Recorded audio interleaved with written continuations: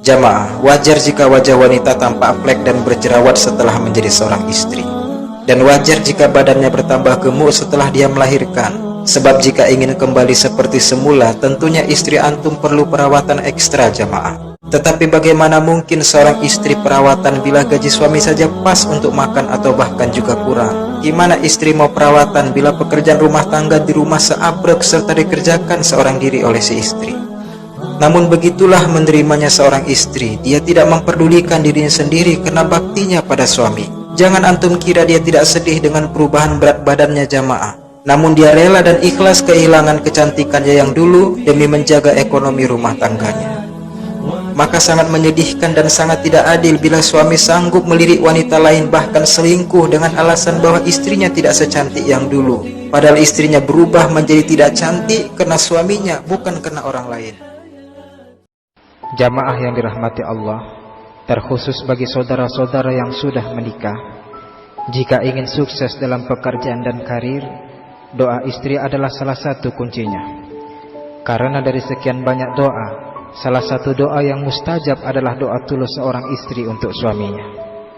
Sudah banyak contoh suami sukses dalam karir karena doa yang tulus dari istrinya. Tapi sayangnya banyak suami yang tak menyadari hal ini. Banyak suami yang Jamaah, wanita memiliki 4 sifat dasar dan setiap suami wajib memahami hal ini. Pertama, wanita itu bengkok. Salah satu makna bengkok di sini adalah emosi mereka yang mudah berubah-ubah dan mereka lebih sensitif jamaah. Hal ini wajar karena mereka lebih mengutamakan perasaan dibandingkan logika. Karena itu suami yang bijaksana akan memaklumi kebengkokan istrinya dengan bersabar. Kedua, wanita itu pencemburu.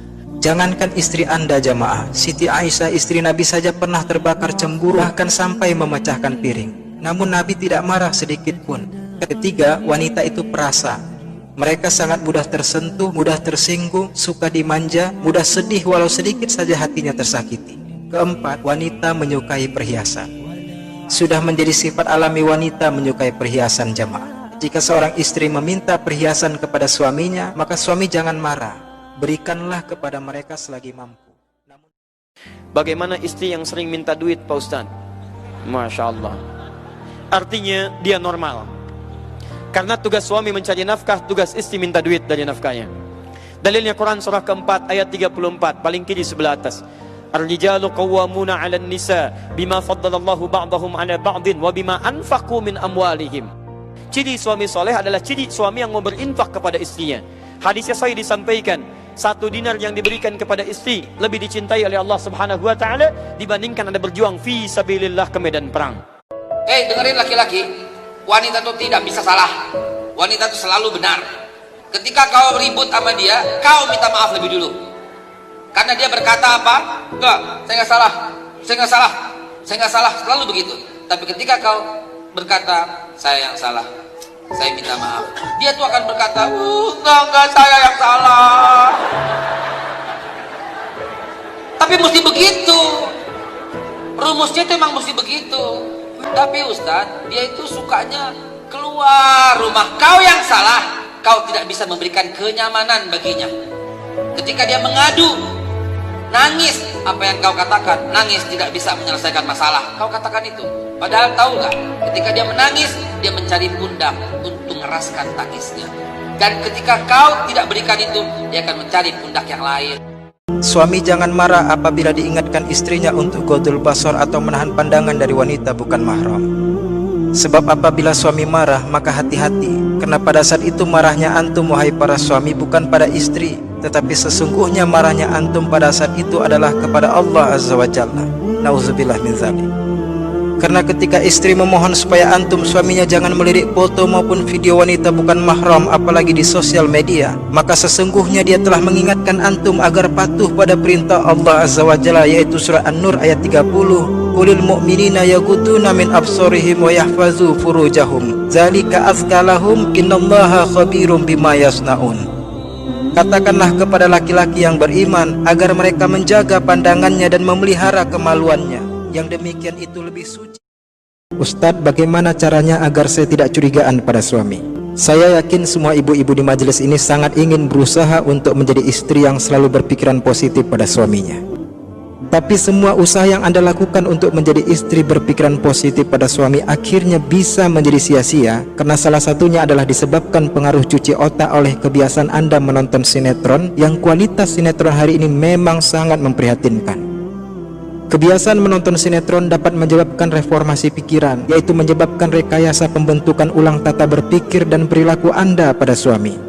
Misalnya drama suami jahat yang dipertontonkan sinetron menjadikan pikiran Anda terdoktrin bahwa semua suami seakan-akan seperti itu, sehingga Anda selalu berperilaku curiga pada suami.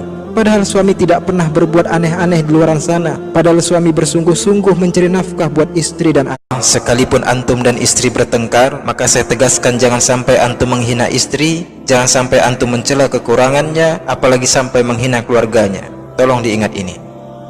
Ini nasihat dari siapa?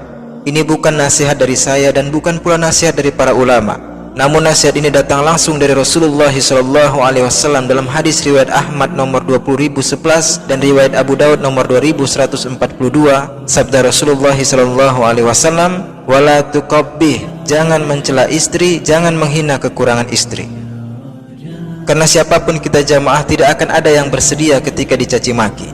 Sehingga dalam ikatan rumah tangga, syariat memotivasi para suami yaitu kaum muslimin untuk menciptakan suasana harmonis di rumah tangganya, yaitu dengan seperti apapun terjadi masalah, balasan dalam bentuk caci maki kepada istri harus dihindarkan. Bagaimana apabila istri yang bekerja tetapi suami tidak bekerja? Bagaimana hukumnya? Tentu saja harus suami. Harusnya, gitu kan? Harusnya dia yang bekerja. Kalau ada udzur-udzur syar'i, misal memang tidak ada pekerjaan, lagi di PHK misalnya, jadi itu nggak ada masalah. Tapi antum sebagai laki-laki jangan diam, bekerja apa saja, selama halal bekerja, dan harus kasih walaupun istri mampu.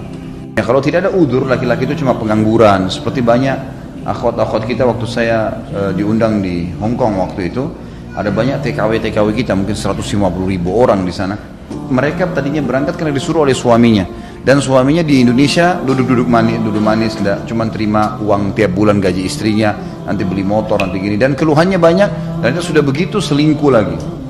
Udah pakai hasil keringatnya istri, kemudian buat ini laki-laki apa ini?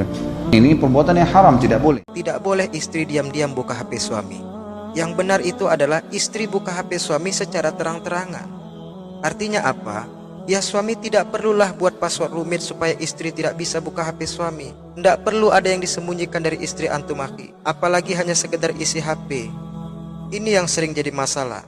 Saya pribadi meyakini jamaah rumah tangga bakal mudah celaka apabila di dalamnya tidak ada rasa saling percaya dan selalu menyembunyikan rahasia. Maka suami kalau buat password HP, ya kasih tahu password HP antum ke istri akhi. Katakan pada istri, ini passwordnya ya sayang, silahkan buka kapan saja, abang ridho kok. Insya Allah di dalamnya tidak akan sayang temui yang aneh-aneh. Masya Allah, kan enak kalau gitu rumah tangga jamaah. Dan kalau suami sudah pada titik itu meyakinkan Anda para istri, maka Anda sebagai istri pun harus mengerti bahwa percayalah pada suami dan tidak perlu mengulik HP suami sampai ke ranah privasi pekerjaannya.